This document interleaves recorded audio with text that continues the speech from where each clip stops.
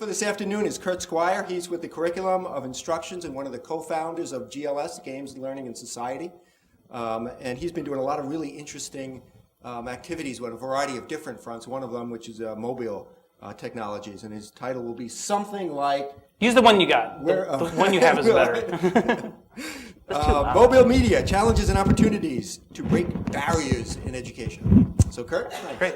Thanks. All right. Well, yeah, the title that I submitted is better than this one, I think. So we'll go with that. All right. So my name is Kurt Squire. I'm an associate professor, newly tenured. So I like to say associate again and again. And I want to talk a little bit about mobile media and, again, some of the challenges and barriers. This is a new... I guess we've had mobile media devices for a while, but I think there's an emerging platform that is going to provide some really interesting opportunities and things that we can definitely take advantage of at the higher education level as well as K-12, but then some real challenges. And the challenges are probably things people here are already familiar with, whether it's someone text messaging in class or you may have heard the stories of people with their cell phones taking pictures of texts and then emailing them to other people so they can see them. If you didn't know about that, I'm sorry if I caused some sort of panic. They're doing what? Because this stuff is happening as we speak. So I also want to, I guess, give some acknowledgement, some shout outs. A lot of my team and people I work with are here. So John Martin's back there. Some of you may have met John and talked with John. Mark Wagler up here. So hi, Mark. He manages a lot of this stuff. So, and then David Gagnon, who we've been working with more recently, and Chris Blakesley. So this is really, there's a lot of people floating around who've been working on this. And hopefully, you'll be able to follow up with some questions, because a lot of these people are even closer to the ground than I am on this kind of work. So, all right, so what's the big deal? Well, many of you probably heard of the iPhone, which was a awfully big deal when it came out. The second generation just came out, which essentially gives you integrated GPS, so global positioning, and as well as a bigger, better network connection. But what's interesting is that I think we're starting to see this really big contrast being drawn between schools as we've typically thought of them. So there's a cover from Time Magazine, I guess it was last summer, I believe. And then what you can do and what kids are doing every day with their cell phone. So if you just stop and think for a second, if you have an iPhone or if you have another kind of smartphone, here you have a GPS device, you've got a broadband internet connection, you've got, of course, a cell phone. You can text message. There's any number of interesting applications coming out every day of the kinds of things. Like, so if you walk outside the location, one of my favorite little apps, you can go and find, like, what are, let's say, good coffee shops with user reviews, and it knows right where you are in space, and it'll give you a little map to where to walk and do things. So there's a lot of interesting things, and one of the real core things I want to look at is that information, which historically we've always located in the classroom, because that's where you either had your books or your teacher, who is kind of the one font of knowledge, is really dispersed and available everywhere. And what I want to think about is a little bit about what does it mean when we start breaking down these kinds of barriers. Now, I know Rich Halverson was here earlier talking about games, and I want to argue that games are, and I'm a games researcher, games are a really good metaphor to think about some of this. And the reason is that games are built around kind of challenges and you doing things within roles, so that they're assuming that you are an active problem solver. So games assume that information's free and easy, you can look it up anywhere. But what you need to do is really think with information. So kind of hang on to that in the back of your head, and we can maybe talk a little bit more about games and why I'm drawn to it. But I think there's a kind of confluence here. So existing applications, I won't go over this, but many of you probably know a lot of this stuff. Like there's clickers that you click for responses.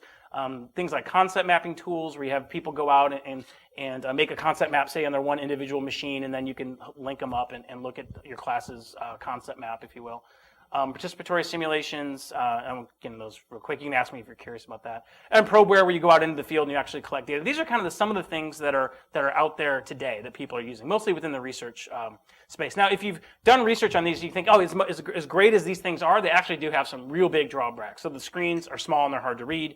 The input is, to use a technical term, crappy, usually. iPhone's actually a lot better than others, but it still means that you don't want to compose a novel on an iPhone, say. Although in Japan, there are these novels that people compose on cell phones, and people are familiar with this, but it is an emerging kind of market. I guess I'm behind the time. I'm conservative. I'm not ready for that yet. They have a short battery life, which means you can't go forever, and then their storage capacity is small. Although, again, the iPhone's got about 10 gigs, so it's certainly much more than we thought of like 10 years ago on a computer. On the other hand, they're incredibly portable, so you can take them everywhere, and you can. They're much more socially interactive. So if you've done a lot of computer-assisted instruction, one thing that I think jumps out at a lot of people is that it's when you're using this as your computer, and you want to say, all right, well, let's turn them off and have a discussion. It's just literally doing this. So it's a much more social sort of medium. They're context sensitive, meaning they can know where they are in time and place. So again, you can go outside, use one of these iPhone apps, and figure out kind of what events are happening right now within 20 meters of you or whatever. They're connected, so they're online, they're connected to cell phone networks, and then they have this individuality. So the real question for educators, I think this is a real interesting challenge, is that we've always thought about getting this ubiquitous access, so one computer for every kid. Well, what happens when instead of having 5-to-1 kind of computer ratios, we can assume you've got 1-to-1, and that people are coming to school with them whether you as a teacher want it or not. So in K-12, this is particularly important when you think about, and right now schools are mostly banning them, but if you think about what happens when we've worked really hard to wire every classroom, but then every kid has a broadband connection with them. It's a different kind of day and age. And this is a quote from Roy P. And Jeremy Rochelle saying that, well, what they argue, and this is a couple years ago, but the handheld computers have become really compelling because we can go from occasional supplemental use. So instead of saying we're going to go to the computer lab or do this computer activity, your entire life will be more and more computer mediated and seamless. So, and those of you who are attached to a device like this probably know what I'm talking about. Those of you who can't fathom, what did I do before I had, I could look up anything I needed on Wikipedia. This is the kind of change that we're talking about. Now, you may be seeing some of this already. This is an actual photograph, as far as I can tell. I've looked it up and I've seen it reprinted a couple places. It was taken from the Missouri School of Journalism, where in school there you can actually get a laptop as part of your student loan, and I think it's 98% due, and apparently like 95% are max. looking at their photograph, there are like 3 people, if you look, who really don't have computers, and it's really pretty funny. So this is kind of what's happening. And many of you, again, have probably seen this, that you've got, a lot of people here have laptops, a lot of students are coming to classes with laptops. The question is, what are you going to do about it?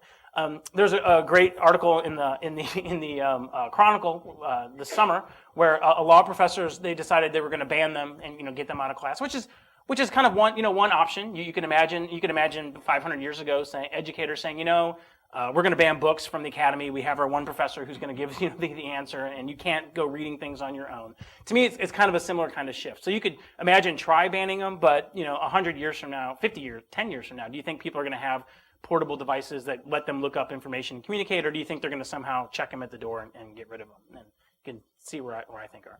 So what I want to talk a little bit about is, if that's the kind of technology practice, that's where we are technologically, what on earth are people actually doing with these things? One mistake I think we've made in educational technology is we focused really hard on what the kind of capacities are, what the throughput is, or what the RAM is, or what the hard drive space. And if you look at the history of technology, it's what people actually do with them and what kind of activities they make out of them that ends up being the most important.